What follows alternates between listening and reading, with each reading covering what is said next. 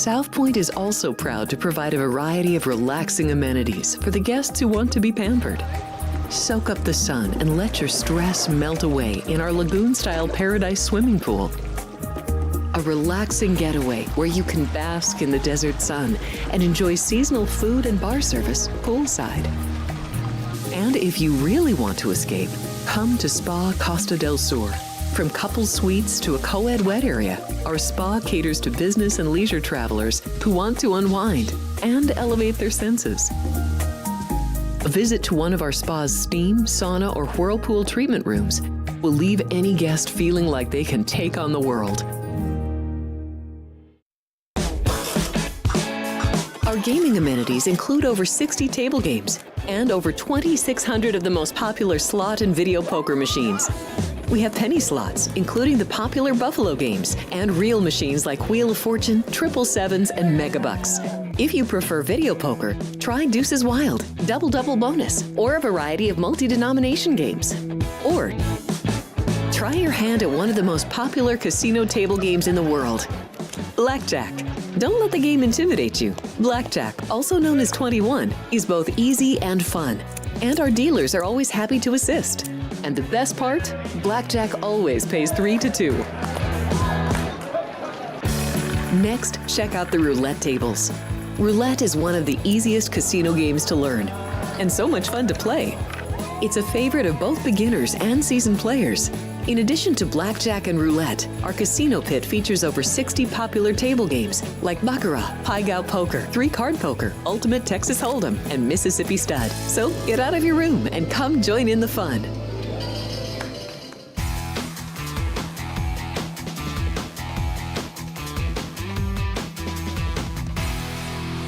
Happy Monday, everybody. Thanks so much for starting your week off with us here at Sports by the Book, live from the South Point Hotel and Casino. Alex White alongside Kenny White. We will recap the weekend. We will talk about today's action. We've got 3 big games on the board, 2 NFL, and 1 exciting hockey game that we will go over. And then, as always, on Mondays, we will break down college football, give you our top 10 power ratings, and go over the teams' run percentage, pass percentage, pace of play, all that important stuff that you need to know going into week 9 now of college football. But first and foremost, happy Monday. How was your weekend? Good morning. Well, this is what you're working with. Your grandfather, my dad, couldn't get in the door because he didn't know it slides. He tried to open it. And I'm looking all over for my glasses, so I had to get my backup pair on, and then all of a sudden, here's my glasses there on my shirt. So that's what you're working with, Alex. You're in a lot of trouble. We will bring him in, too, at the end of the show to say hello, because, of course, he is the reason why we are here, right? Starting the power rating system, teaching it, passing it down to both of us to be as successful as we can in this sports betting industry. Yeah, and I have 2 left shoes on, too, so we're in more trouble today. Hopefully I won't trip. But the weekend was, a long weekend for me. But you gave me a day off. Saturday was the first day I slept in past 5 a.m. in 2 months. And it felt like a week's vacation when I got up. But it was nothing but work. Yesterday I worked from 6 a.m. till 11 at night, almost nonstop, and still couldn't get everything I wanted to get done, but there's just so many sports going on right now and so much going on, and not sweating any games is nice, and looking and getting some winners is really good. That makes you feel better. So, and NBA starting tomorrow. Oh, so we'll have one more to add, in college basketball is right around the corner. But let's talk about the NFL really quick, because you did mention this on one of your shows. I believe it was on Bet the Gambit, which people can find on YouTube. But you talked about how the overs were hitting last week and that would, even out. And then we did have a lot of unders this week, correct? Well, the last 3 weeks in the NFL, overs were 27 and 15. So almost 67%. We know that adjustments will be made and the numbers will be higher, and then games will end up, a couple games will go under, and more did this week, 8 and 5 to the under so far this week with 2 games remaining. But these 2 games tonight maybe look like they're high-scoring games. So we'll see how that works out. You never know. It's up and down. But in the long run, the bookmakers want it to be 50-50, and it comes out close to that. In the long run, it'll be under 51%, over 48% with 1% tie. For those of us who love betting unders, it should be a good opportunity to try and find those spots. But road favorites continue to cover, and you have the numbers that you added in from this past weekend. Unbelievable, yeah. And I use in my survey when I do the favorites and how they're doing home and away, I use 3 or more. So if you're a 1.5, 2.5 point favorite, I don't use you in the survey. So it has to be a 3 or better favorite. And they were 2-0 again this weekend. 16, 2, and 3 road favorites are in the NFL. It shows you that home field is worth less and less and less. And the visitor has won more games than the home team over the last 4 years by far. Home favorites were a winner as well, 4 and 3 this weekend. But that brings them to a grand total of 22 and 27 on the season. So right now, home favorites down about 7 units on the year. If you're betting home favorites, road favorites, 13.8 units to the plus. So if you're betting favorites overall in the NFL, you're winning. Again, that trend will change a little bit because favorites will continue to get higher and higher. Yeah, it is pretty incredible. But talking off air, and when we were talking with my grandpa Pete White over there, and the Eagles-Giants game is a great example, right? 3-point favorite on the road playing New York, and we know they're the better team. They just have not played up to their level yet this year, so then you're getting a good number there. But really, I mean, 3-point favorite on the road, that's like saying they would be a pick'em on a neutral field, and we know that's not true between the Eagles and the Giants. Yeah, if you were given that. Now, I feel like it is a neutral field because in that situation, there's no travel. They go to the stadium, they get on a bus, and they ride an hour and a half, and they're in the Meadowlands, and it's luxury. They get off, and their fans can travel too. So I'm sure there was a lot of Philadelphia Eagle fans in the stands that day. So if it's later in the year and the Giants were playing, well, they're not playing very well as it is, but if it was later in the year and there was no hope, and the Philadelphia Eagles needed a win to get in the playoffs, it'd be all Philadelphia fans, and you'd have to give Philadelphia 2.5 points home field playing in the Giants stadium. So all situations are different. I always say home field advantage is different. Every single game is different because if the visitor is way better, they take the crowd completely out of the game from the get-go, or your fans could travel. Look at the Steeler fans. They come here to Vegas, and they're in Allegiant Stadium, and you have 70% Steeler fans. They're loud. It's a Steeler home game. Well, we will break down the 2 games that we have coming up tonight. I'm intrigued by both of these matchups. I think we'll have 2 good ones, which is hard to do on Mondays. Usually we have one really good one and one bad one, but we'll break that down. But first, there's a couple more things I would like to recap because I can't believe I've never seen this matchup in my lifetime, but we have the LA Dodgers and the New York Yankees going to the World Series. Last time these two saw each other was 1981. So should be a really good series between these two. And I'm sure baseball is very happy to have these two. Be a great series because both teams have a dynamic duo and really good hitters around them. When you look at Shohei Ohtani and Betts, that 1-2 punch, but then you get Aaron Judge and Soto on the other side. And Stanton. And well, I'm saying just the dynamic duos. Right. They do have players around them, and Stanton has had a good playoffs. So his bat is going to be dangerous. But the Yankees have a lot of other bats that are going to be very good. And the Dodgers also. I was looking at that lineup yesterday thinking, Will Smith hitting 8th? He has had a bad year, and he has gone down a little bit, but he's still a really good hitter, and he did homer yesterday for the Dodgers. So that's both teams are scoring a lot of runs. You got 2 very high-scoring teams and 2 teams that have not been healthy pitching-wise all year. As I mentioned, during that first Dodger series, they have 5 guys on the injured list that if they were all pitching right now, the Dodgers would have the best. Those 5. Don't forget about Yamamoto. Forget about Flaherty. Forget about Buehler. Just use the 5 on their injured list. They'd be the best pitching rotation in baseball. It's very interesting, right? Because we did see some rotations that were dynamite. I mean, look at the Mariners, look at Cleveland, but you have to have the bats going as well. any sport. The Mariners are a sad subject because that pitching staff is outstanding. Yes. They throw strikes, they strike guys out, they don't walk anybody, and they just couldn't win with that staff. But this will be really interesting because, going through the pitching, game one, I think Garrett Cole will go against Yoshi Yamamoto, and that will be a great, Yamamoto working himself back into really game shape. I think he can go 5 or 6 innings here, and if he's got his good stuff. And it's amazing how good he is for a little guy because he's not very big. Pitching has always been, they love to get the big pitchers because it's different. They're throwing downhill more the bigger you are, and that's why they like that height. But the little guy is doing well here. Yoshi's an amazing pitcher, and he's really pitching well. I think he walked 1 and struck out 8 his last performance, and I think it was one of his better ones. So that'll be a really good matchup between Cole and him. We'll have to look into this, but I am curious because it is also very interesting. It hasn't been announced yet, but it is, I think it's pretty set in stone. Aaron Judge will be the AL MVP and Ohtani will be the NL MVP. So that is I'm curious the last time we had a matchup where those two, where the MVPs were there. That's a good question. So I don't know. Maybe it's as far back as 81 when the 2 teams played. I don't know. That's a good question though. But, brought to my mind what you just said. It's amazing how baseball is finally adopted their batting order to getting their best hitters at the top of the order. Now, Ohtani's a little different with he can steal bases, but like the Phillies put Schwarber at number 1. Playing softball for years, one of your best hitter hit first, really a guy that could get on base, and your best power hitter would hit second, and your best RBI guy would hit third. In Major League Baseball, it was your best hitter would hit third, your best power guy fourth, and your RBI guy would hit fifth.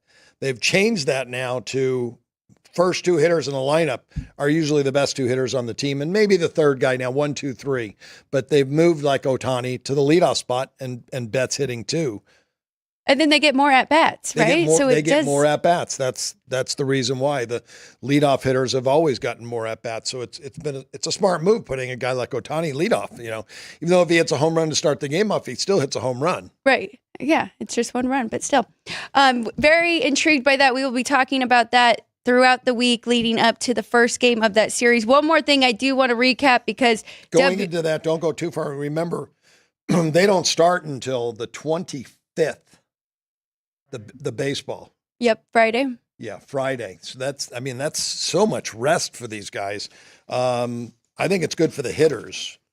So I don't know if it's as good because the pitchers, they like pitching every 5 days. Right. And now you're changing how far out they are. And you may get a couple spots here in this series where a pitcher hasn't pitched in more than 10 days because of this 5-day layoff. Well, the good thing is both of them have pretty much equal amount of rest, right? So there's no advantage on either side, but one day difference. 1 day difference. So Mets, have to give them a shout out too because that was an incredible run that they went on in the postseason. But speaking of New York, there's another New York team that did win yesterday. If you were only watching NFL, there was a Game 5 WNBA game, and the New York Liberty win their first ever championship in franchise history over the Minnesota Lynx. It was incredible to see. We know just a few years ago, they brought 3 players in, JJ and Stewie and Vandersloot, all in there to try and build this team and bring a championship to New York. And here we are. And they did it yesterday. After making it to the finals and losing to the Aces, they finally complete it and get that done yesterday. So just a shout out to them and WNBA and how far it has come. Yeah, it really has. And you get a Game 5 like that with 2 great teams, and the defense was amazing by both sides, but a great comeback. New York was down 2 late, score, win by 5. If you laid 5.5, you lose. We laid 5, we tied, which was nice. Would have rather won the game, obviously, but a miracle to get a tie out of that game and be there. But New York wanted to win badly. They wanted to win badly last year against the Aces, and I thought they had the team to do it last year. But they did it this year, and it looked like. But it looked like with Minnesota winning the Commissioner's Cup and winning, I think 3 out of 4 in the season, maybe it was they had a matchup advantage there, that Collier had an advantage over Jones, and her defense shut Jones down and nullified her and took her out of the game. And that's what it kind of looked like here in Game 5 for a while. But New York's talent at home came through at the end, and they pull out the big win for them. But the WNBA is getting amazing. The women players are really their movements are now so smooth, and they're silky smooth. Of their dribbling, their changes of direction are really, really strong. Well, I know they've been doing this for a while, but it is interesting. And, they have the practice teams. And I know college even does it, but of all men, right? And it helps them to improve even more with their skills and their basketball skill set. So it's been a lot of fun. I'm excited for the Liberty. They're excited. They're planning their parade and everything, and very well deserved for that team. They had to go deep in their bench too, though. And you talk about experience coming into play, and it definitely did last night. They had to go into their bench. I mean, their star Sabrina was struggling, but everybody really stepped up. They had been there before. They knew that feeling of losing. Didn't want to go through that again. And now we'll see what happens. Minnesota Lynx was a very surprising elite team this year, so we'll see what they can do next year. They were a lot of fun to watch. But you said Sabrina was struggling. You were nice to her. I can't believe how bad. 1 for 19 in a championship game. She was 1 for 10 from 3-point. She did have 7 rebounds and 8 assists, so she did contribute. But you're right. If she would have shot the ball at all, the New York Liberty would have won this game easily. But maybe give hats off to Minnesota's defense, and it was that good. In that game, Collier had a great season. Her championship game, 22.7 rebounds, 2 assists on the night. Yeah, I mean, Asia Wilson of the Aces won that MVP pretty easily, but Collier definitely made a case for herself. She had an outstanding season. But let's go to some NFL. We have 2 games tonight that I'm really looking forward to, and we've got both Harbaugh brothers coaching, not against each other, though. So we've got the Baltimore Ravens going to Tampa Bay. The Ravens -3.5 on the road. We were talking about those road favorites. Total 50.5.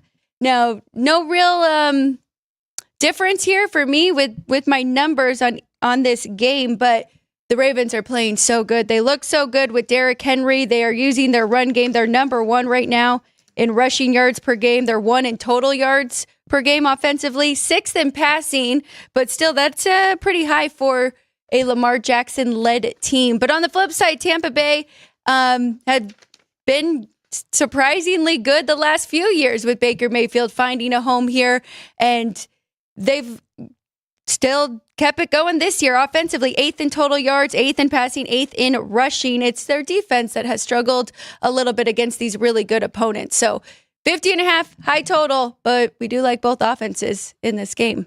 Yeah, Alex, it's amazing when you look at trends, and again, trends are not everything. Trends turn around. John Harbaugh has been a great under coach, 57 and 47 under, and even better on the road, 30 and 21 on the road. But this year, his team's 5-1 to the over, and they're 2-0 over in road games because this offense is very, very good. Great offensive line. Derrick Henry has brought the run game to help set up the pass for Lamar Jackson, coming off an MVP season. He's got great skills, and they're putting up points. They've scored 28 or more in their last 4 straight games. And Tampa on the other side, Todd Bowles, defensive coordinator by trade. He is 22 and 12 to the under as the head coach coming into this year. They're 4-2 to the over. So his trends have turned around, and he was under both home and away. But 4-2 to the over because they're able to score and put up points. Their defense has given up 16 or more in every game, 20 or more in 4 of the 5 games, 26 or more in 3 of the 6 games. So they've given up points, but they're winning. They're 4-2. Both teams are 4-2, and Tampa is 4-2 to the over. John Harbaugh, and this could be the kicker in the game. He's well prepared on the road. 31 and 14 ATS coming into the season.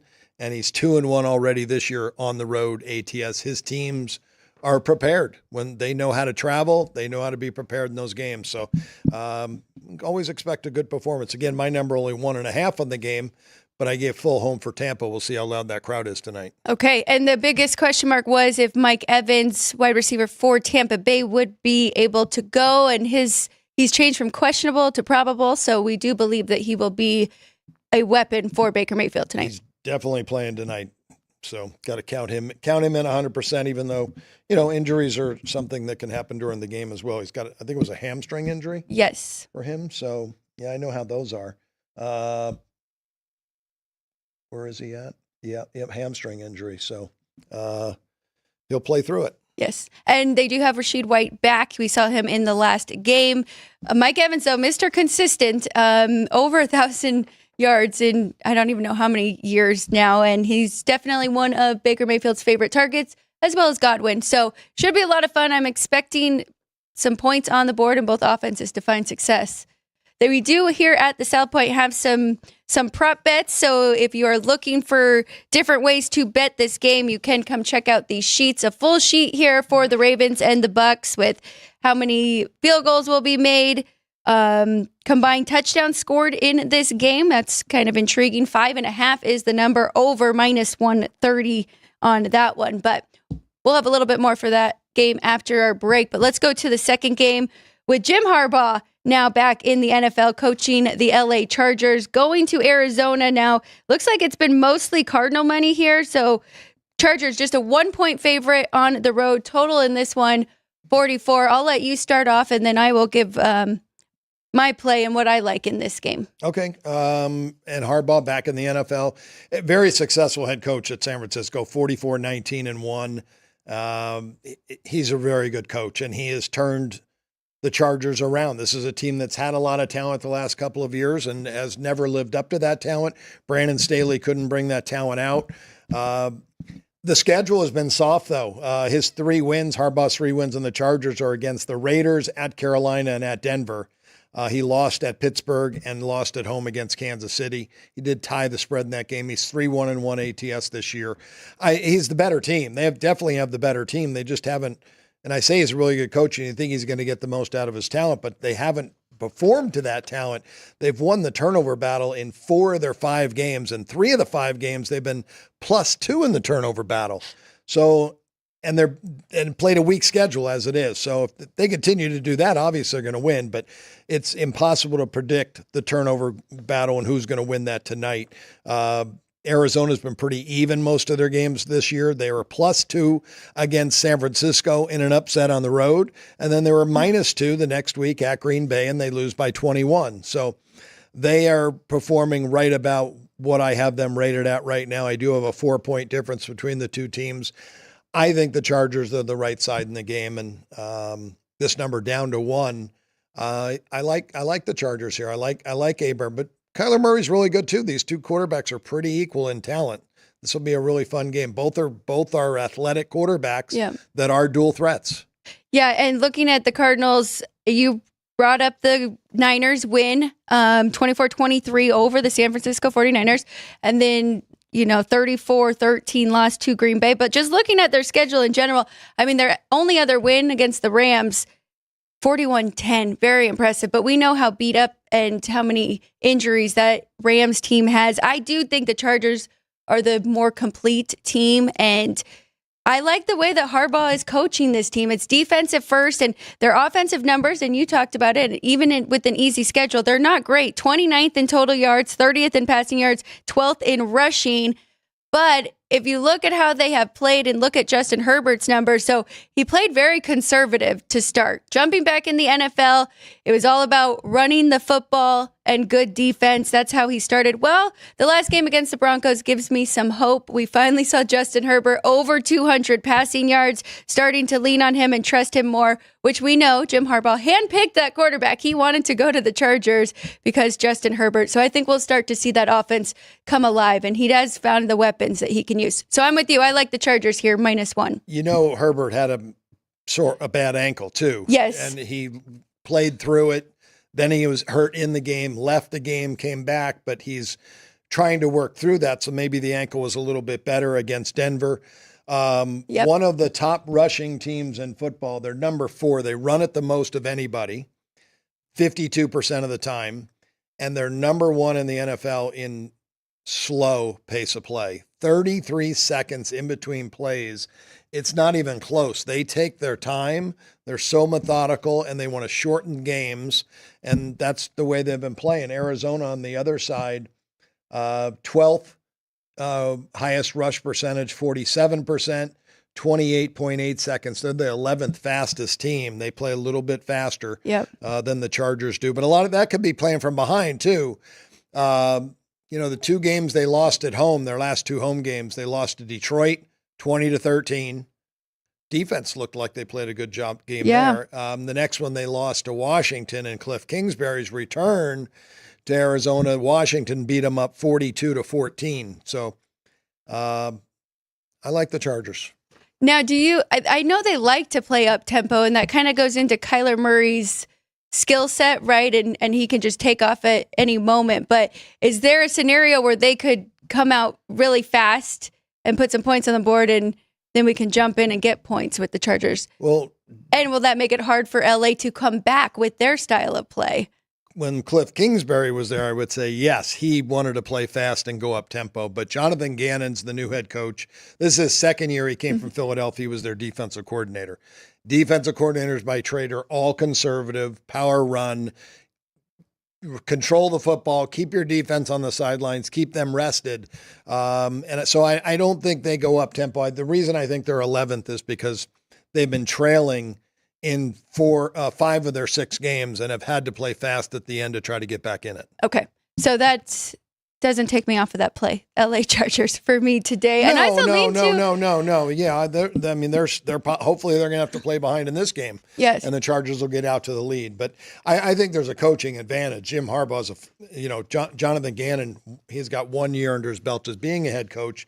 I always say some guys are meant to be head coaches, some guys are just meant to be coordinators. We don't know if Jonathan Gannon is really a head coach. Can he organize everything he needs to organize? He is now 6-17 as a head coach with Arizona, and they don't have horrible talent. Remember, the talent level from the top to the bottom in the NFL isn't that great of a difference. These guys are all professional football players. You organize them. The guy from Minnesota Vikings is doing more with the same talent Arizona probably has than Arizona's doing with their talent. Ooh, I mean, he is doing a lot with that talent, and Justin Jefferson and company, and Sam Darnold. Those are some really good players, but overall as a team, Arizona probably has as much talent as Minnesota, but that coach is getting a lot out of them. Yes. Let's go to hockey. We do have one hockey game on the board, so we are going to talk about that one, and then we will take a quick break and come back and talk some college football and what numbers we have going into Week 9 of college football. But one hockey game on the board, and it's an intriguing one. It really is. Tampa Bay Lightning in Toronto. These two know each other very well. Same division. Speaking of good coaches, John Cooper, coach for Tampa Bay, one of the best, I would say, in the league. And we saw him with their back-to-back Stanley Cup champions. They are playing very well. The Lightning are. You're getting plus money if you like them here. Tampa Bay minus 130 and a very high total at 6.5. Even with 2 good goalies, we do have Vasilevsky going for Tampa Bay, and then Anthony Stolarz will be going for Toronto, who has played very well for them as well. And remember, he was the backup in Florida last year for Bobrovsky. Now Toronto traded for him and might end up being the starter. I don't know. I know he's a really good backup, but we've seen more and more of him. What do your numbers say in this game, and do you like anything here? Well, interesting you mentioned John Cooper. He is the dean of NHL coaches. And I've talked about this before, that there's no job security as an NHL head coach. 20 of the coaches in this league are 2 years or less as the head guy at his team. They recycle these guys and they go from team to team to team. But this is one sport where general managers and owners, they don't have patience. They want to win now. So if you're not doing the job, they get you out because they know what a change can do. Wasn't it last year with Toronto that they started out poorly? Yep. And they fired their coach and then they went on a big run and they played like they were supposed to. So 20 out of the, is it 32 teams in the NHL this yes. year? 20 of them are 2 years or less. So it's just amazing. And then I don't think there's more than 4 coaches that have been at their spot more than 5 years. I believe that. So I really do. John Cooper, to be hanging around as long as he has, you're right. He's done a really nice job there in Tampa. I made Toronto $1.46, 7 under, minus 27. I like over 6.5. These two both 6 points right now. Lightning are 3-1, and then Toronto is 3-2 on the year. So that doesn't. They have one more game there. They must have got a point for an overtime loss. It doesn't say that, but yes. So, but it'll be a competitive game between these two. We know both of them have a lot of talent as well. Has Nashville gotten a point yet, or have they gotten a win yet? I know they did not win yesterday, so I do not think they have won a game. That was the team everybody was talking about, and they're started out 0-5. 0-5, no points, outscored 23-10 so far, biggest differential of anybody in the NHL so far. But again, it's only the first 5 games. They play 82, so there's plenty of time to rebound. They just need to pick it up, and that's a team that you want to start to look at. That when they do start to win, they could run off 5 or 6 games. Yes, I agree. I did have to bring their power rating down just a little bit, though. But it is funny that you brought up hockey and how the GMs don't have patience. And when I was on Cofield and Company with Justin Watkins, Battleborn injury attorney, who is a regular guest every Wednesday, they are partnered with Cofield and Company. He talked about that, how much he loves the Golden Knights, and that is his team. And it is so refreshing to see them make moves fast and do what is best for the team at all times, even if it's not the popular thing, like Fleury. Nobody wanted Marc-Andre Fleury to be traded out of Vegas, but he did it and then led to a Stanley Cup championship. So hockey is just a little bit different like that. Well, amazing when they won the Stanley Cup championship that their starting goalie, Logan Thompson, the entire season was injured late in the year. And then Laurent Brossoit, the number 2 goalie, took over. And then he was injured in the playoffs, and they had to go to Adin Hill. And the 3rd-string goalie ends up winning the Stanley Cup championship. So, and they had Jonathan Quick for a second, right? What's that? Didn't they get Adin Hill and Jonathan Quick, and they were kind of deciding between those two? And at the end, you're right, they were. I thought, I'm like, play Jonathan Quick. He's got the experience, and that's why I'm not a hockey coach, because Adin Hill was the guy. Jonathan Quick's really good. He had a great year last year with the Rangers, and he's played well in his one start this year. So. But, Ann, you need to send Justin Watkins a bill for the advertisement Alex gave him on the show today. Battleborn injured. We're going to take a quick break. She did it again. That's 2. Bill him twice. We're going to take a quick break. When we come back, we're going to talk all college football. We're going to give you our top 10. So don't go anywhere. This is Sports by the Book.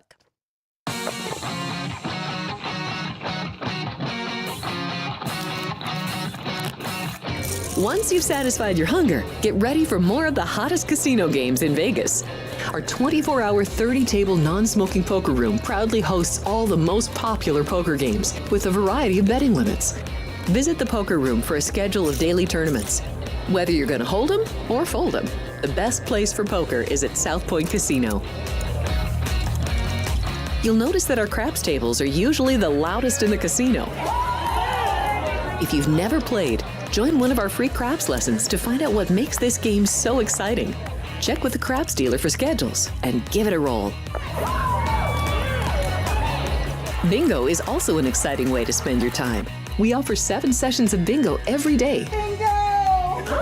And each session includes a cash ball jackpot, 12 bingo games, a progressive double action game, and a $10,000 bonus coverall. Electronic units are available. If you haven't played bingo with us, give it a try today.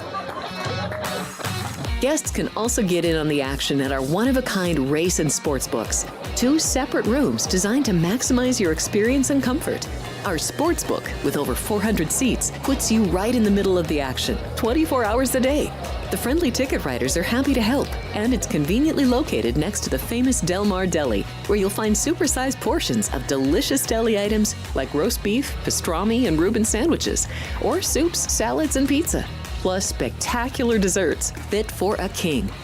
And right next door is the race book, over 150 seats, each with its own TV screen. There are 16 interactive player terminals, so you can bet right from your seat.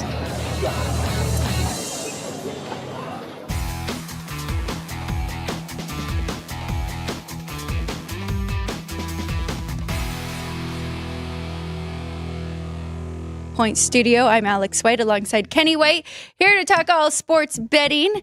Try to give you some edge to win and to beat the books. But we're going to break down some college football. Wild weekend again. I mean, we haven't really had a disappointing college football weekend. We're looking for our own edge first to beat the books, first and foremost. And we're trying to use that edge to help everyone out, kind of educating on sports betting and how to bet. So, but yeah, we're looking for that edge for ourselves first. That's right. Of course. Yes. And one thing we went over last week was not teasing college football. So we'll try and always give some more little tidbits like that to help as much as we can and find our own as we're doing it. But been a pretty good college football season overall with the FBS. I feel like our power ratings, we're both feeling very comfortable with them and where they are and how we've adjusted and knowing these teams. I will say I should have listened to you last week because I did take Texas because I just felt so strongly about how good they were. But you said you can't bet against Kirby Smart, and he's such a good coach and he experienced, and they've been there, and you were just going to stay away, and that was the right move. So let's start off with that Texas and Georgia game and what you took out of it took from it. I'm known throughout the years of coaching, but knowing from watching and listening to coaches talk that teams learn more about themselves from a loss than a win any time. Texas wasn't challenged at all in any of their games so far. Maybe Michigan tested them a little bit early, but I think the offensive line didn't realize how physical they needed to be against Georgia. They're going to learn and get better. They're Texas now. I thought Texas was one of the best teams in the country. Even though they lost, I'm not going to crush their rating. I think they get better from that loss, and I'd love to bet them the next time those two play. I'd love for it to be in Atlanta. I don't care if it's in Atlanta and it's in Georgia. Good, make the Bulldogs a big favorite. Texas will be a much different team that time because their offensive line learned we need to be more physical. We need to be better. We need to fire off the blocks quicker. They're going to work on that every week throughout the season, and that offensive line is going to get better and better and better. And when they are, they're just as good or a better team than Georgia. So there has to be a little bit of a pride thing too, right? As an offensive lineman, when your quarterback gets benched or switched out for the second string to see if that'll work better. I mean, that does fall on you as well, right? And you kind of take pride in that, and that could be another point of them wanting to work on, because we did see Arch Manning in that game a little bit, and then they did go back to Quinn Ewers, but I mean that's on the coach as well. Exactly, they had to because he had no time to throw, but it didn't make a difference if they had Peyton Manning at quarterback. If he had no time to throw and you can't run the football, the defense is pinning their ears back and coming to get you. So neither quarterback had any time. At halftime, they made some adjustments, and they did a much better job. And then they went down and they scored. They put 15 points on the board. They made it a competitive game, a one-score game, but they weren't prepared for Georgia's physical play. They will next time. Yeah. They'll know exactly what to expect. And Georgia will probably go, well, we beat these guys in Texas. We'll beat them in Atlanta. No problem. So it'll be interesting. I love this 12-team playoff as of right now because it's getting exciting. We're already having teams. We usually don't have teams with losses like this that are of this caliber, right? And now Alabama loses again, but still has a chance. And we want to see how that plays out. If they can get to the SEC championship and win that, then of course they will be in the playoffs. But now a 2-loss Alabama team and all the teams, I mean, there's a lot more parity, right? And the top 5 or top 4 are right there, all with a chance that could win the championship this year. Yeah, there is. I think there's more parity at the top than there ever has been, because it's been Georgia, Alabama, and Ohio State. And those three are still in the conversation, but Texas has pushed their way up into that class. Mississippi has pushed their way up into that class. Tennessee has pushed their way up into that class. So the SEC is the best conference in college football. They don't have an undefeated team. Everyone now has a loss in their conference, where you can look at other conferences. The ACC has Miami at 7-0, Pittsburgh at 6-0. The Big 12 has BYU at 7-0, Iowa State at 7-0, and then the Big 10, Indiana 7-0, Oregon 7-0. That doesn't make 6-0 in Penn State. They've got 3 undefeated teams. Yeah, that doesn't make them better. The AP thinks it does because because that's how they rank teams, is record wise. We know that. No, the SEC, I mean, we've been talking about Mississippi State and them being kind of the bottom of that conference now. They just played Georgia really tough and Texas A&M really tough. So really that conference is just elite. And then we've seen Vandy, of course, and how remarkable Vanderbilt has looked this year and that turnaround for that team. But let's go ahead and let's break down our top 10. Let's start with run percentage, because that is the one that we like the most, where they are using their run game to set up their pass. And these have been very good teams to bet on ATS. Of course, top 10, we're going to keep out the service academies, which we also do need to bring up Navy and Army in this run that they are going on. But Navy plays Notre Dame this week, so we'll talk about that on Wednesday. We'll add that game in for us to break down. But top 10 run teams, starting with UNLV again, taking out the 3 service academies. Do you want to run down the list of the next 9 teams? Sure. Looking at Alex White's power ratings, the top 10 run teams, UNLV number 1 at 68%. Central Florida, they came up with a big ATS win, almost got the cover, and they had benched their starting quarterback and played extremely well. Yes. 67% rush. Louisiana Monroe, again, another solid coach. They're running at 66%, Liberty 65%, Vanderbilt 65%, Tulane 64%, Sam Houston State 63%, just ahead of South Carolina, who's really playing good football. They went into Oklahoma and beat them up.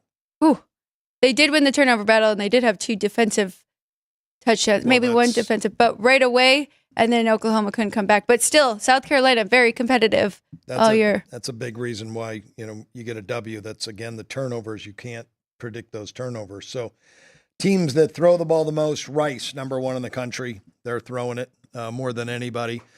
Syracuse, number 2. Hawaii, number 3. San Jose, which is shocking for Ken Niumatalolo that he came from Navy. And he's, has said, hey, we're going to throw the football, and they do. Southern Cal, obviously Lincoln Riley always has great quarterback play and always likes to be aggressive and throw the football. LSU, again, Colorado with another monster win. They really played well. TCU, wide open offense. Georgia State and Akron are the top teams that throw the football the most. Those teams, some of those those have been solid in the ATS number, some of those teams. Colorado, you mentioned it, 34-7 win over Arizona as a 4-point underdog on the road. And they actually moved down that list because they were very high in pass percentage, 2nd or 3rd. So they had control over that game against Arizona. And I know that's one that Grandpa really liked because he had them as the favorite, I believe, over Arizona. But let's go pace of play really quick, and then we'll go through our top 10 and where we have these teams now going into week 9, which should be very interesting here. But we'll start with the slowest.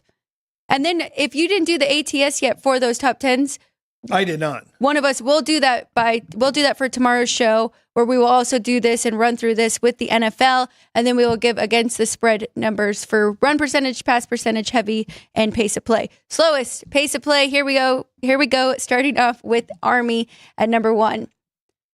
Pace of play, slow pace of play. The slowest team. Let me see, largest.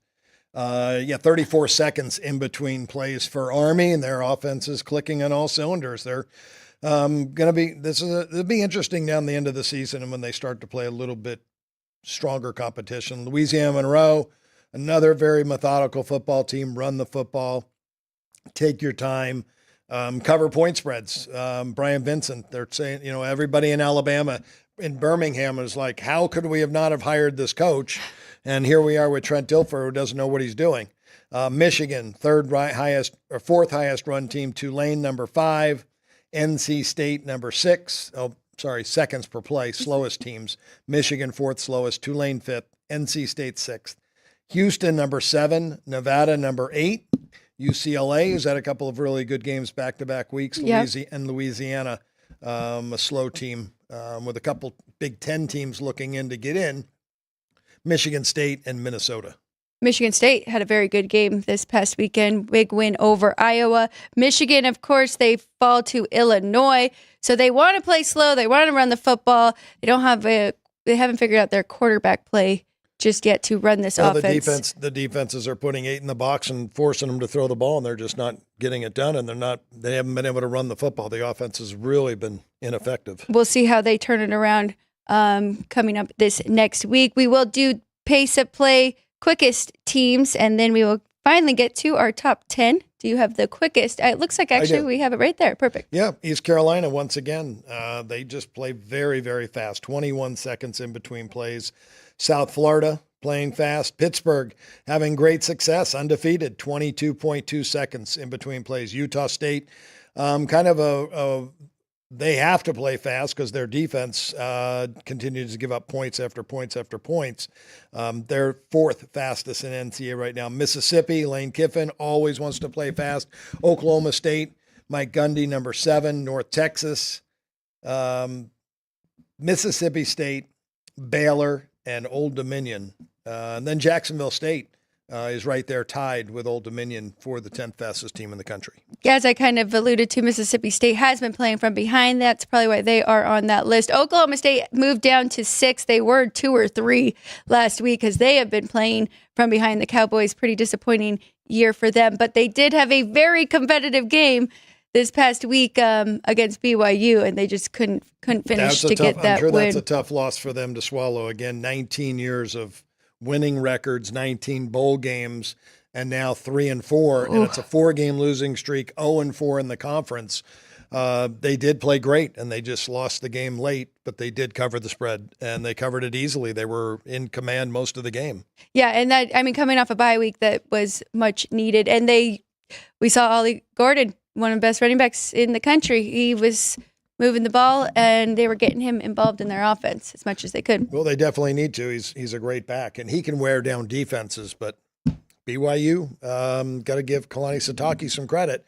They moved into the Big 12, and they are winning. Yeah, and I mean, it's their second year. So last year we saw the adjustment and the struggle, and now this year looks like a vintage BYU a little bit, right? Again, you learn, you play against better players. Mm-hmm. You learn what you have to do to get better. That's why I know Texas knows what they have to do to get better, to be better than Georgia now. And they can do it. I mean, it took BYU the offseason to do that because they didn't have that type of talent to make that big of an adjustment in one season. But over the offseason, they knew what they had to do.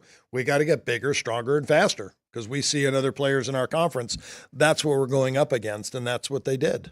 So I spoke about the Notre Dame game. I want that on our list for Wednesday. We're also definitely going to have to talk about the UNLV Boise State. We were talking about running backs, and that reminded me of Ashton Genty. So we'll break down that game Wednesday and see if UNLV has a shot of stopping that running back who is in the conversation for Heisman right now because of the year that he is having. But going to our top 10, I'll start it off. I will start backwards.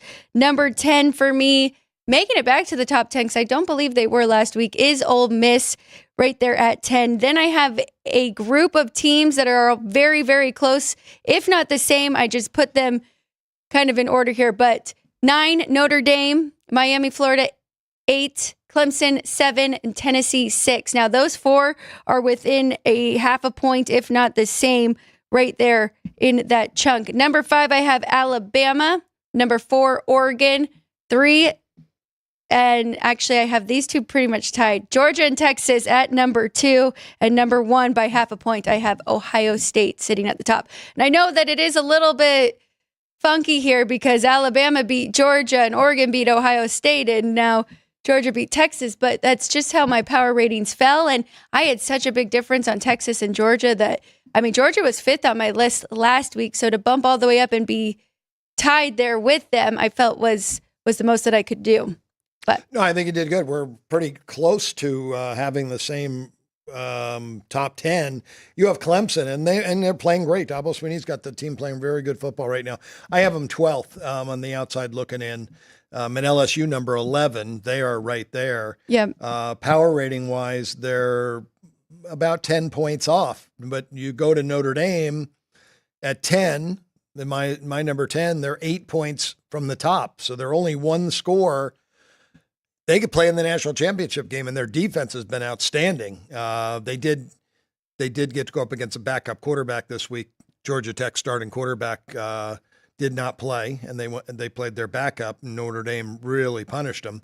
Miami number 9, and again, from my number 9 to my number 1, there's only a five point difference in power rating. So any of these teams could win the national championship. Penn State, number 8, Tennessee and Mississippi tied for 6th coming out of the SEC. Alabama, number 5, Oregon, number 4, Texas at number 3 still. And again, I think they're going to get better as the year goes. Ohio State and Georgia, I both have now number 1. I have them tied for the number 1 team in the country. Okay, so you have them tied, Georgia and Ohio State tied at 1, and then Texas just slightly behind them at number 3. 1 point. And again, it's going to be so much fun this year with the 12-team playoff, because I think there's 9 teams that could win it. I mean, why couldn't Notre Dame win it? You know, they're one of the better defensive teams in the country. So, and LSU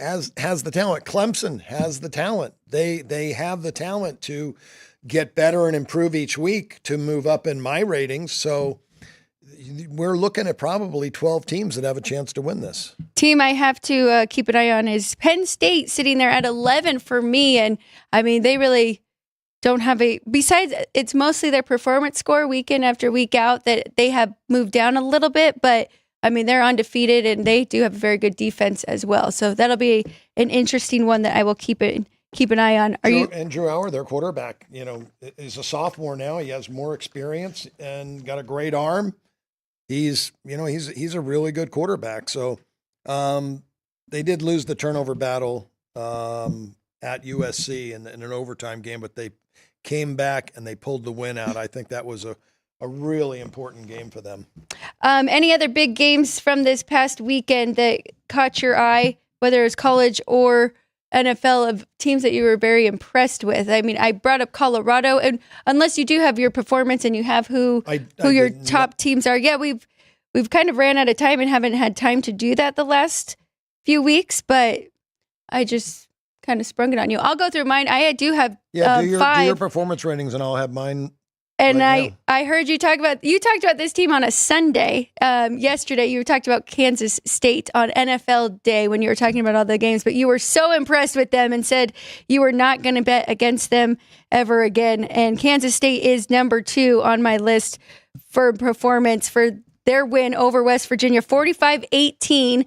And they have just found ways and continued, and at West Virginia. So that was very impressive. They are number 2 on my list. Indiana, number 3, a lot of people were on Nebraska thinking that they would keep that game close, in Indiana, 56-7 win over Nebraska. Baylor came off of their bye week with a very impressive win over Texas Tech. We did have Baylor and taking the points there, but that was a dominant win for them. I don't think they ever trailed.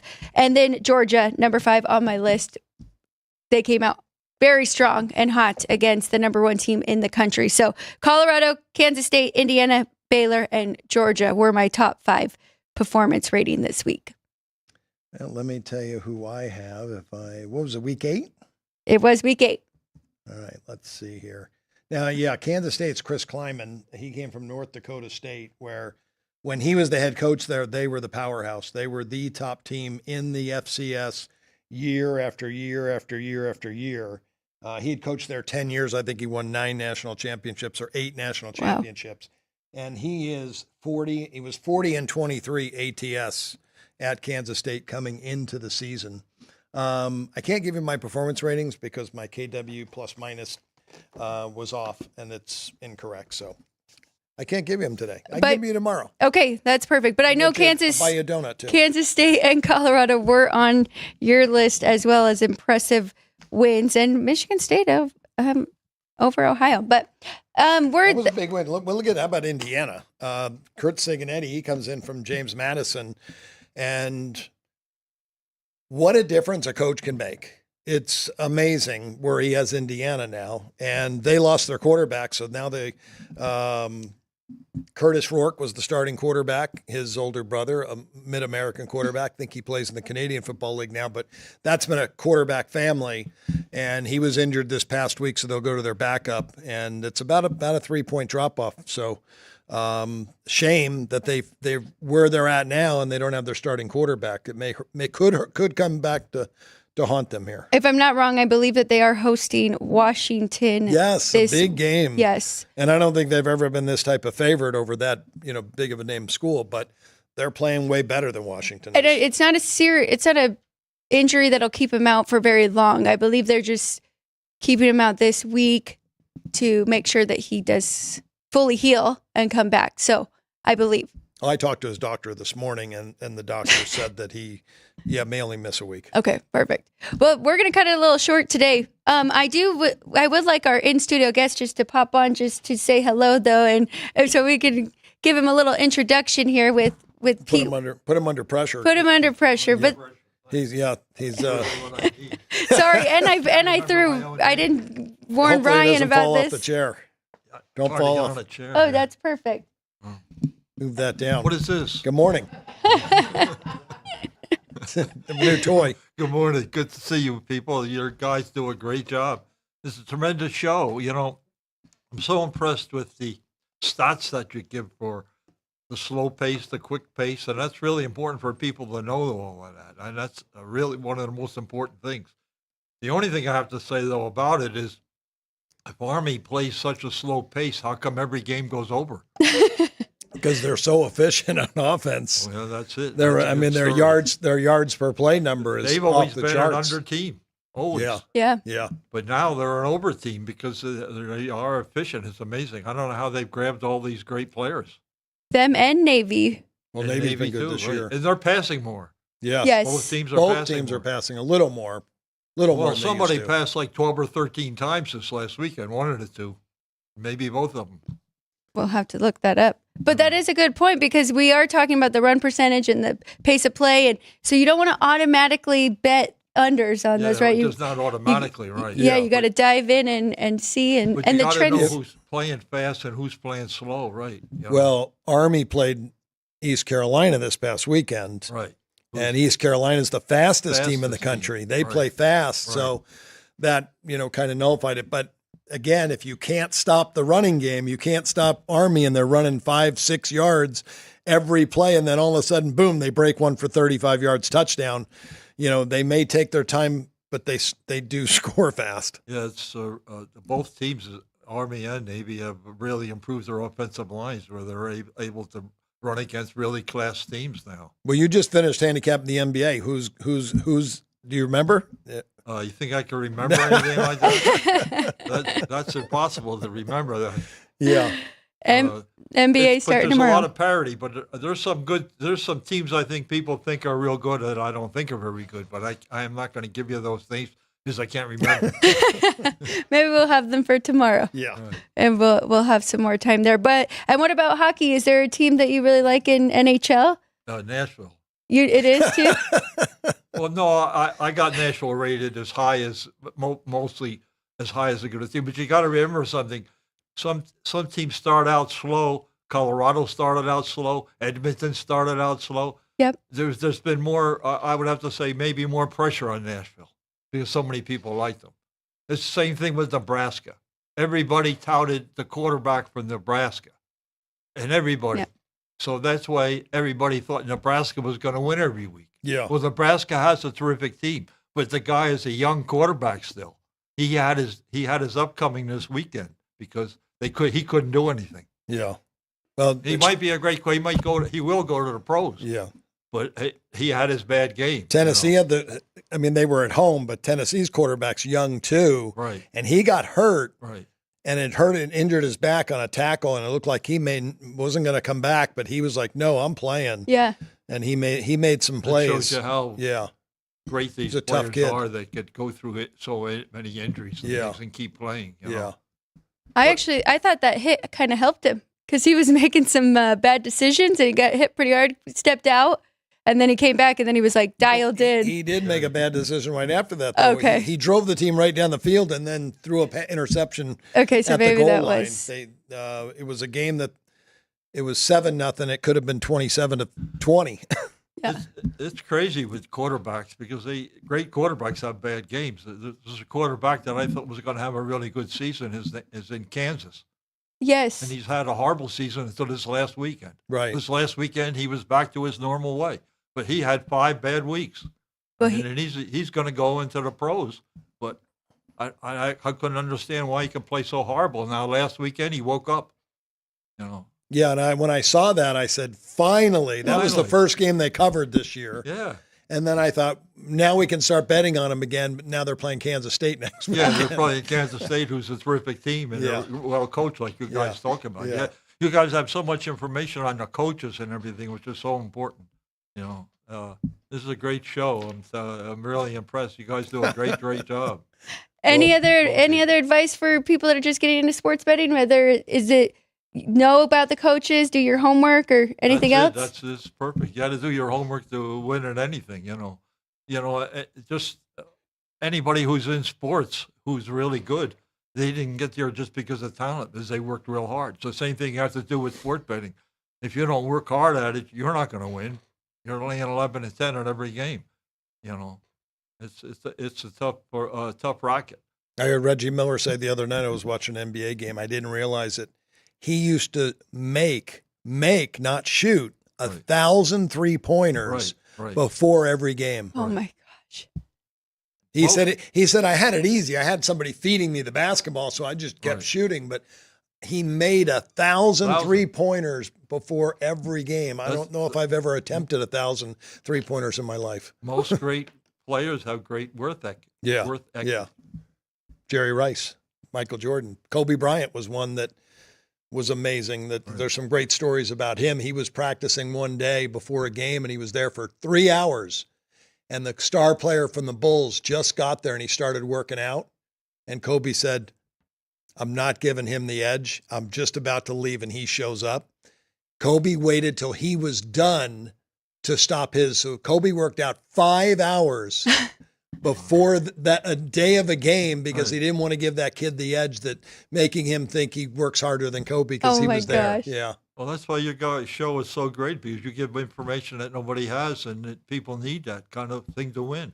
You know, they don't have the time to study that hard. They could watch your show and get all the great information. Only if we could get in the door and find my glasses, then we'd be okay. Well, I was lucky to get in. Well, we did lock the doors when we saw you coming. Right. Well, thank you for jumping on, Pete White. Family Matters, really, here at the desk today. Thank you, everybody, behind the glass with Ryan, Vince, and Ann. We appreciate you guys. We will be back tomorrow, 9 a.m., and then back again on Wednesday. But we do have another show coming up today, 3 p.m., Football Frenzy, Sports by the Book. Make sure you check that one out. They will really dive into these two games and maybe even give out some prop bets. Punchlines, coming up at noon. Go to Punchlines FN YouTube channel. I will be there as well with Frank Nicotero. Back again tomorrow. Can't wait to see you, 9 a.m., Sports by the Book. Thanks so much for watching. Please like, share, and subscribe. We'll see you tomorrow.